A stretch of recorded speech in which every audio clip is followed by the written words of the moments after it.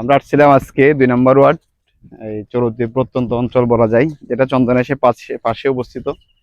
এখানে জেনজি ছাড়া আসা সম্ভব না, যতটুকু পরিবেশ দেখলাম আর কি।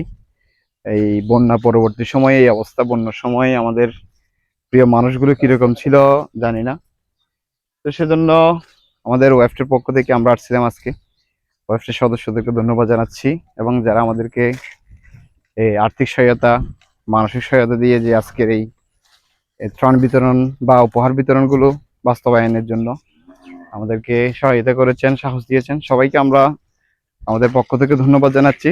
এবং যারা এই পরিবেশে বন্যার সময় ছিলেন, আমরা ওই সময় আসতে পারি না, সেজন্য তাদের কাছে আমরা দুঃখ প্রকাশ করতেছি। যদিও বা আমরা ত্রাণ বিতরণ ছাড়াও আমাদের ডাব্লিউ টিমের মাধ্যমে সেই বন্যার পরিস্থিতির সময়ে আমরা মানুষের পাশে ছিলাম, তাদের আকুতিগুলো আমরা মানুষকে জানিয়েছি, জাতির সামনে উপস্থাপন করেছি। এর পরবর্তীতে যখন এই পরিবেশটা আসছে, আমরা আমাদের পক্ষ থেকে যে উপহারটুকু সবাইকে পৌঁছে দেওয়ার, বিশেষ করে প্রত্যন্ত অঞ্চলে যাওয়ার চেষ্টা করতেছি। এই যারা প্রবাসী ভাইরা আছেন তাদেরকে বলবো, যতটুকু পারেন এখন আর্থিক সহায়তা দিয়ে সবার পাশে থাকবেন।